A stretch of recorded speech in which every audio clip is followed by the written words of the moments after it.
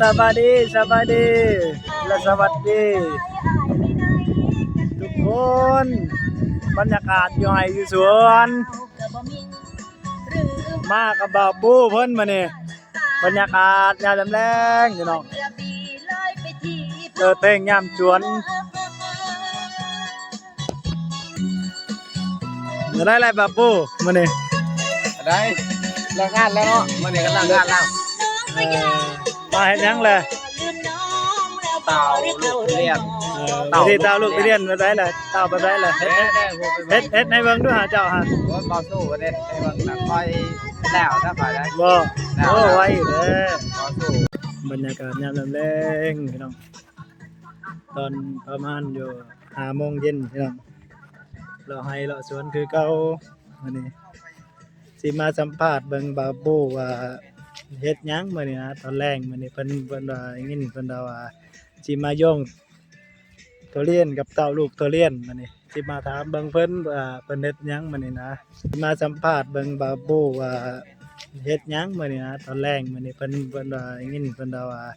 สิมาโยง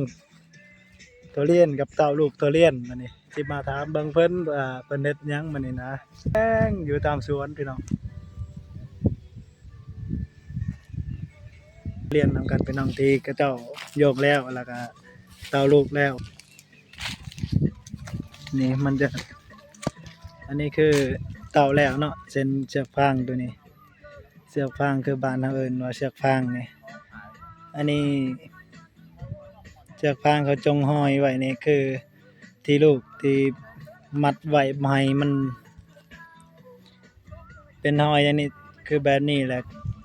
ถ้าลูกตัวใดอยู่ใหญ่ๆกว่านี้แล้วมันก็ใหญ่ขึ้นแล้วมันจะทะลุลงพี่น้องมันจะหยับลงมาขยายลงมาจะใหญ่กว่านี้คือเก่าไงแต่ก่อนก็เป็นแบบลูกน้อยๆแบบนี้แล้วก็มันจะเติบโตใหญ่ขึ้นประมาณชำนี้พี่น้องชำหัวเห็นบ่มันเป็นลูกใหญ่ๆบรรยากาศ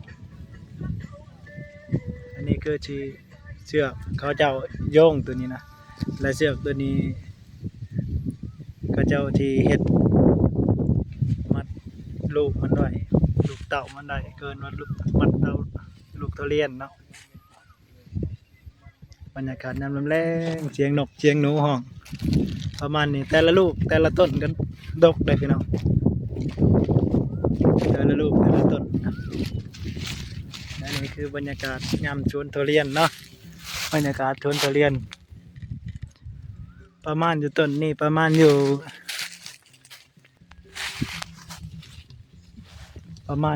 60 ลูกพี่น้องหรือ50 ลูกประมาณนี้พี่น้องมันจะดกเลยพี่น้องโมเมนต์ว่ามันบ่ดกเลยบรรยากาศยามลำแรงโยงลูกทุเรียนหาก็เลิกงานพี่น้อง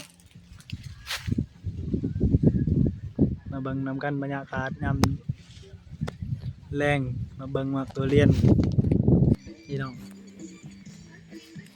อยู่สวนทุเรียนมื้อนี้เลิกงานแล้ววันนี้คือว่านั่งคักแท้ เลิกแล้วเลิกแต่เว้นไปหมด โอ้ยยังในข้อเจ้าฮะ ใช่มีตัดตี จะเอาไปตัดยังแหละนั่นนะ ตัดตี ตอนนั้นเขามาขายลุงส่งก็บอกลุงไม่เอาลุงเอาเงินไปทำประกันก็บอกมึงได้แล้วก็บอกลุงเขามาขาย โอ้บ่าวสู้เมาแต่เนาะมาเลยเนาะ5 โมงเย็นก็ยังบ่ขึ้นอยู่ได้แล้วได้เรางานเมาได้แล้วได้เบิ่งพี่น้องงานเมาบ่าวสู้เพิ่นเต้าลูกทุเรียนนี่เพิ่นเมาได้เพิ่นผู้เดียวเพิ่นได้บ่าวปู่เพิ่นหยุดแล้วแต่เพิ่นเมามื้อนี้เพิ่นรับเมาเลยเพิ่นว่าเบิ่งหน้าคนที่เมา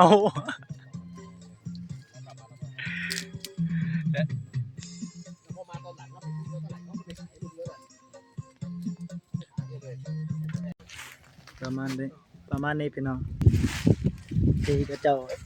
ข้าพเจ้าถ่ายรูปให้เบิ่งบรรยากาศมาเบิ่งนำกัน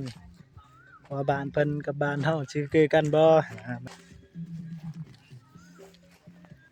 จะเป็นสวนมักทุเรียนพี่น้องหลายมีแต่ต้นมักทุเรียนทางหลังนี่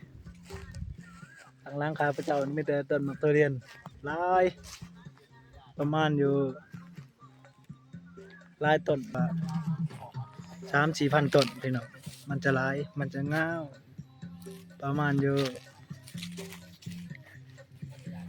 เป็น100ไร่บ่แหละประมาณบ้านเฮาเด้นว่าสวนทุเรียนก็จะ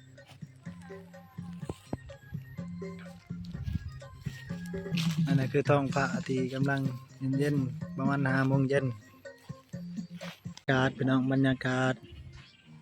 หมากนาวอยู่สวนไอ้หมากนาวบ้านเฮานี่คือหมากนาวกระดกอยู่แล้วพี่น้องหมากนาวมันเป็นสวนอันนี้คือสิเป็นสวนหมากนาวพี่น้องเป็นสวนหมากนาวแล้วก็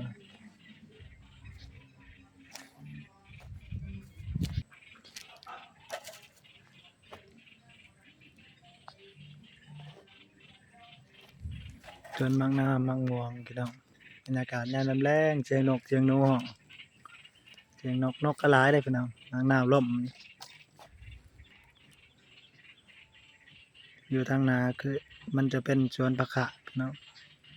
บรรยากาศเนี่ยอยู่บ้านเพิ่นก็คือบ้านเฮาพี่น้องอยู่บ้านเพิ่นยังเสียงนกเสียงหนูยังมีอยู่เลยบ้านเฮาก็หยุดจะมีอยู่ว่าบ้านเฮาเนาะอยู่ตามสวนตามป่า